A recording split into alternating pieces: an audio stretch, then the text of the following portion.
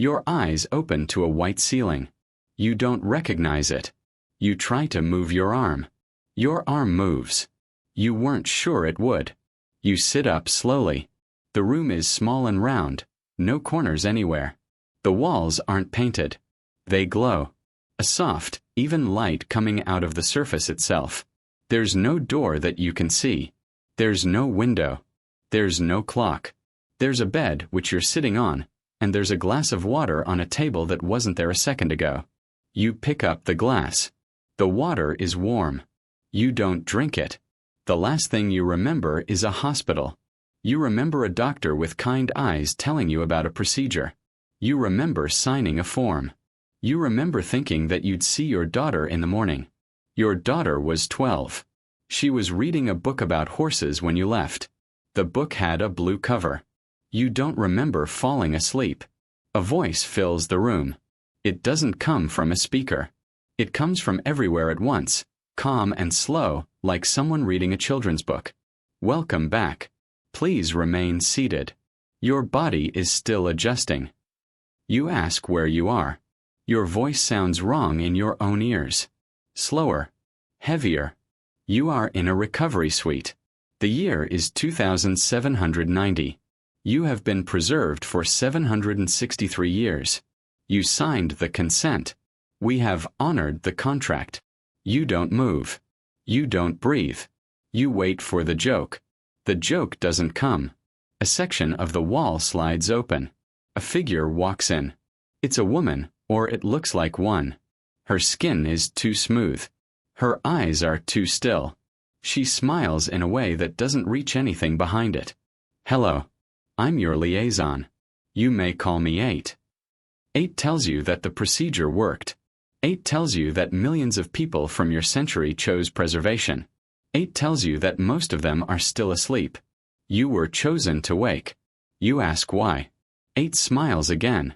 Because the world has need of you. You ask about your daughter. 8 pauses. The pause is too long. Your descendants are alive. 3 of them. Would you like to meet them? You say yes before you understand what she said.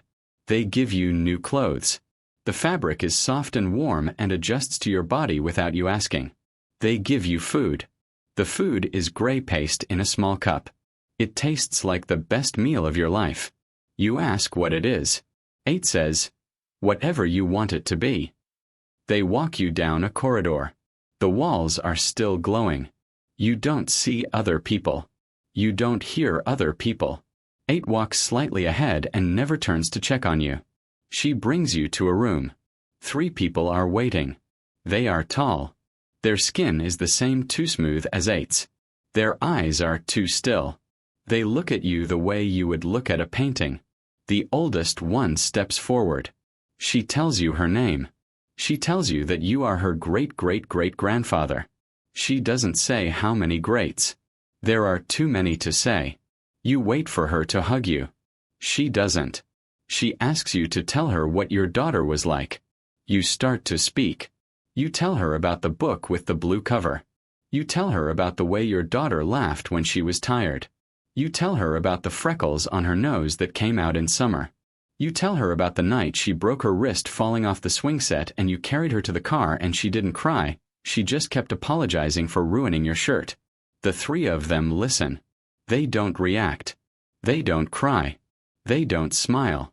They just listen very still like they are recording. When you're done, the oldest one nods once and says, "Thank you. That was beautiful." Then they leave. You sit in the room alone for a long time. 8 comes back. She tells you that you've been assigned a residence. She tells you that you'll have everything you need. She tells you that there will be a small ceremony tomorrow, and afterward your work will begin. You ask what work. 8 smiles. You'll see. The residence is beautiful. It's a small white house on a hill, with a garden that grows real food and a window that looks out over a field of grass. The grass is the wrong color. It's blue. You ask 8 about it. 8 tells you that the grass was changed 2 centuries ago. Something about the soil. Something about the sun. You don't understand the explanation. 8 doesn't try again. There's a dog in the garden. A real dog. It runs to you.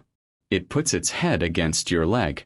It looks up at you with eyes that haven't changed in 1,000 years. You sit on the grass with the dog and you cry for the first time since you woke up. That night, you sleep in a real bed. The bed adjusts to you. The room hums softly. You don't dream. The ceremony is small. 12 people are there. None of them are your descendants. They wear robes. They bow when you enter the room. One of them places a thin silver band around your wrist. The band warms against your skin and then disappears into it. You can't see it anymore. You can still feel it. 8 tells you that the band is a translator and a locator and a record. 8 tells you not to remove it. 8 tells you that you can't remove it. Then the work begins. The work is simple. You tell stories. People come to your house. They sit across from you on a small chair. They ask you questions. What was rain like before the canopy? What did your mother smell like? What was the fear of a job interview? What was it like to be hungry and not be able to eat? What was it like to fall in love when you didn't know if the other person loved you back? You answer. You answer for hours. The people listen the way your descendants listened. Still. Recording. They never react. When the session is over, they thank you and leave. After the first week, you ask 8 what they're doing with what you tell them. 8 pauses. They're remembering. You ask what she means. 8 tells you that the people of 2790 don't remember. They live a long time. They live without pain. They live without fear. They have everything they need, and they have it from the moment they're born until the moment they choose to stop. But somewhere along the way they lost something. They don't have the words for it. They only know that it's gone. So they listen to people like you and for a moment they feel it again. The thing they lost. You ask what the thing is. 8 smiles. We don't have a word for it. That's the problem. The months pass. You meet more descendants. None of them touch you. None of them ask you to come to dinner. They listen to your stories and they nod and they leave. You start to understand that they don't see you as family. They see you as a museum. You're paid. The currency is something you don't understand. It accumulates in an account you can't access without 8. You don't need it. The house gives you food. The garden gives you flowers. The dog gives you company. There's nothing to buy. You ask 8 if you can leave the house. 8 says of course. You can go anywhere. You walk to the edge of the property. The garden ends. The bluegrass begins. You walk for an hour. You don't see another person. You don't see a road. You don't see a building. Just the grass and the sky and the silver thing on the horizon that might be a city or might be a mountain. You walk back to the house. The dog is waiting on the porch. He wags his tail. You realize you haven't seen another animal since you woke up. That night, you ask 8 where everyone is. 8 says, they're where they want to be. A year passes. You've told your stories to 412 people. 8 tells you the number proudly, the way a manager would tell you about a sales quota. You've become popular. People wait months to sit across from you. Your fees have gone up. Your account has grown into something 8 calls substantial.